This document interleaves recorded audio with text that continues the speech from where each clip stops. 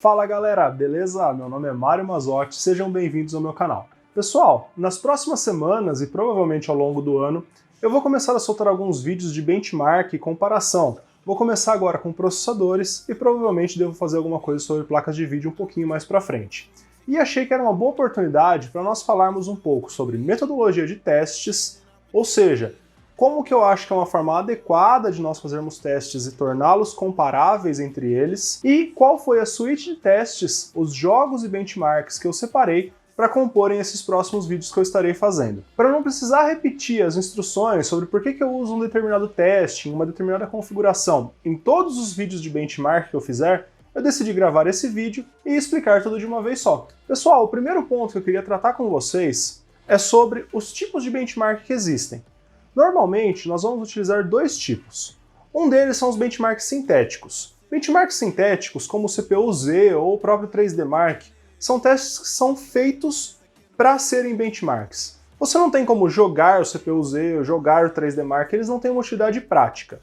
Passado disso, nós temos os outros tipos de benchmark que são um pouco mais práticos. Ou eles literalmente simulam você jogando um jogo, ou eventualmente em um teste de renderização como o Cinebench, ele pega uma cena preparada e executa a renderização daquela cena, te dando uma pontuação. Esse outro tipo de teste é um cenário um pouco mais vida real e acaba simulando a situação de um usuário interagindo com o programa. Desse modo, muitas vezes existe alguma variação de uma rodada para outra. Por isso é sempre importante executar todos os testes, inclusive os sintéticos, mais de uma vez e extrair algum tipo de média. Para quase todos ou todos os testes que eu estiver executando no canal, eu vou executar pelo menos 3 vezes ou durante uma janela de tempo. E isso vai estar especificado no gráfico que eu colocar para vocês, falando qual é o jogo, qual que é o benchmark que eu estou executando com os resultados. Agora que você sabe quais os tipos de benchmark, eu gostaria de falar um pouquinho sobre as metodologias de teste e como elas mudam quando estamos falando de CPU e GPU. Quando eu preciso testar uma CPU, no mundo ideal, eu teria a melhor GPU disponível, de modo que eu consiga extrair todo o desempenho do meu processador, mesmo que eu estiver rodando com o jogo com os gráficos no Ultra, no máximo. Na vida real, eu não tenho acesso a uma RTX 3090 para fazer um teste com ela numa resolução razoável e os gráficos no máximo para testar meu processador.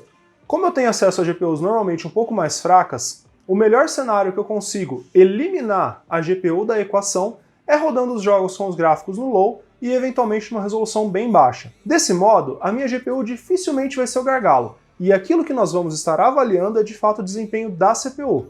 É óbvio que, eventualmente em algum jogo, alguma configuração gráfica pode impactar sim no desempenho da CPU ao invés da GPU.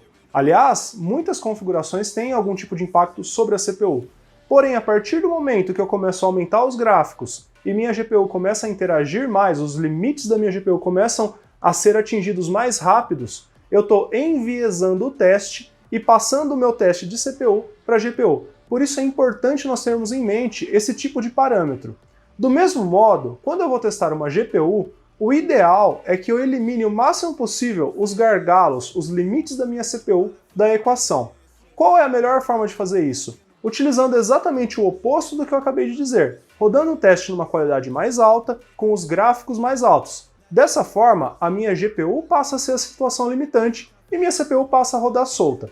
Esses são os dois cenários de teste mais comuns que nós vamos ver no usual. Isso vale para qualquer canal, tá pessoal? Normalmente, achar uma configuração intermediária e tal, isso é para um teste mais prático. E eu pretendo fazer testes mais práticos. A gente pode fazer um teste em uma live, uma montagem de PC, eu abro algum jogo e começo a jogar. Não tem problema. Porém, quando a gente quer fazer comparações e entender os limites de uma placa de vídeo ou os limites de um setup, processador, memória RAM, a placa-mãe, nós temos que seguir essa linha para conseguir eliminar a placa de vídeo ou o processador da equação.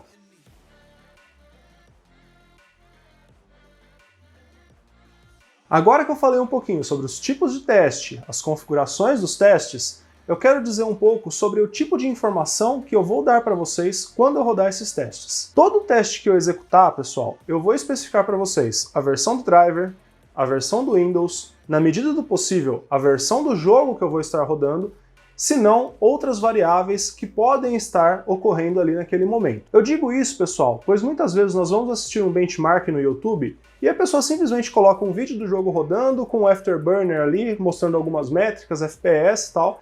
E, pessoal, apesar de você saber a CPU, a GPU, a quantidade de memória, normalmente isso não é o suficiente. É muito comum que com atualizações de drivers ou eventualmente atualizações do próprio Windows haja mudanças de desempenho. E às vezes elas chegam até a ser mudanças grandes.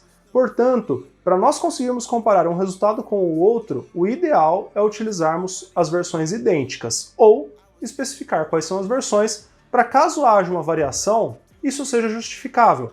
Nós não podemos comparar versões diferentes e esperar que os resultados sejam idênticos. Já que eu citei o MSI Afterburner, vou falar um pouquinho agora sobre como que eu planejo executar os testes.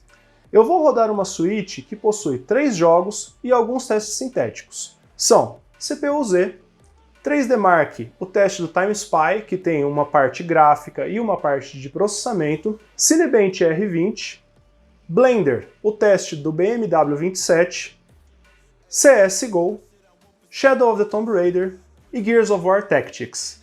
Essa vai ser minha suíte principal de jogos e testes sintéticos que eu pretendo executar para vocês. Em alguma das comparações que eu fizer, eu posso eliminar ou acrescentar algum teste se eu achar que cabe nessa situação mostrar para vocês alguma métrica diferente.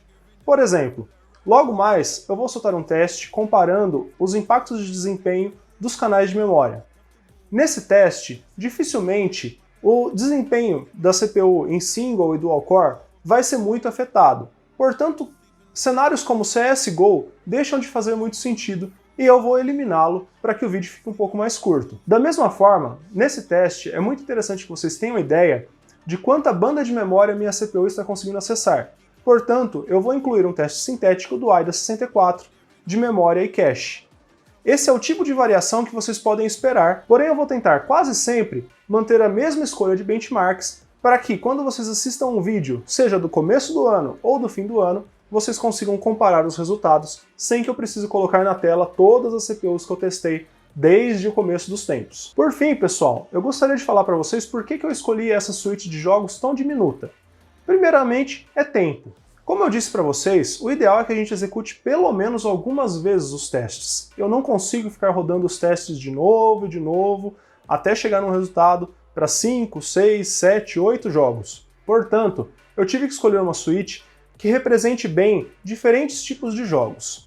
Shadow of the Tomb Raider é um jogo que escala muito bem com múltiplos núcleos de CPU, os seus gráficos maximizados taxam muito bem as GPUs um pouco mais parrudas, e eu não tenho previsão de estar acessando uma GPU com uma RTX 3090, onde esse jogo dificilmente seria uma carga relevante. Gears of War Tactics, por outro lado, é um jogo bastante leve para GPU e que roda com muitos frames e escala muito bem em quantidade de núcleos e clock da CPU.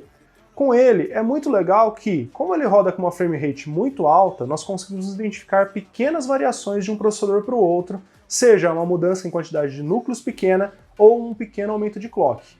Por outro lado, o CSGO já é um cenário completamente oposto. A escalabilidade de núcleos dele é péssima, e ele costuma refletir muito bem só as mudanças de clock. Com isso a gente consegue detectar aquela pequena alteração de clock que pode haver entre um processador e outro. Não só essas características dos jogos, porém o fato de que os 3 jogos possuem algum tipo de benchmark padronizado. Para Shadow of the Tomb Raider e Gears of War Tactics, há uma pequena ferramenta de benchmark inclusa, que irá executar testes padronizadinhos com o mínimo de variação possível e me dar resultados mastigados que eu consigo comparar entre eles. CSGO não possui uma ferramenta inclusa, porém existe um mapa chamado FPS Benchmark, que aparentemente é muito bem adotado entre o pessoal que faz benchmark de CSGO. Eu vou medir os frames dele com o Afterburner para conseguir outras métricas além da média de FPS que o próprio mapa me entrega e faço a consolidação dos dados manualmente. Falando em outras métricas de FPS, pessoal, eu vou tentar entregar para vocês, na medida do possível, sempre pelo menos os frames médios e o percentil de frames, seja o percentil 99 ou o percentil 95. Para quem não sabe, a média de frames se tornou um pouco irrelevante de uns tempos para cá, conforme foi se estudando a variabilidade do tempo de entrega dos frames. Muitas vezes, a sua GPU pode estar com uma média de frames muito saudável, Porém, quando você vai jogar o jogo, você tem aquela sensação de micro-stuttering, que são aquelas micro-travadinhas que o jogo dá enquanto você está jogando e você não sabe o motivo. Lá atrás, quando eu jogava e fazia benchmark dos meus PCs clássicos, nós usávamos o Fraps para mostrar quantos frames por segundo o jogo estava rodando e não tínhamos ideia do que estava acontecendo quando sentia essa sensação de mouse pesado. Hoje em dia, com as novas ferramentas, fica muito fácil nós avaliarmos o frame time. O próprio Afterburner me plota um gráfico mostrando as variações em tempo dos frames, e são essas variações que causam um pequeno incômodo, aquele pequeno peso no mouse na hora que você está jogando. É muito interessante nós medirmos os percentis porque eles acumulam essas pequenas quedas de frame e mostra para nós como que está a variabilidade dos frames, o que é uma métrica muito mais importante do que somente a média. Pessoal, estou chegando no fim desse vídeo.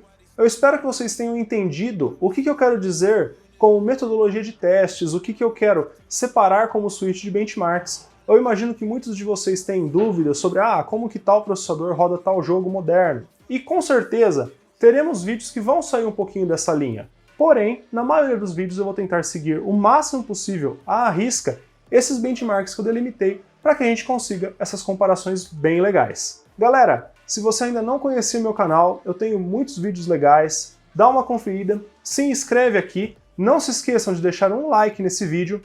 Eu vou ficando por aqui, valeu!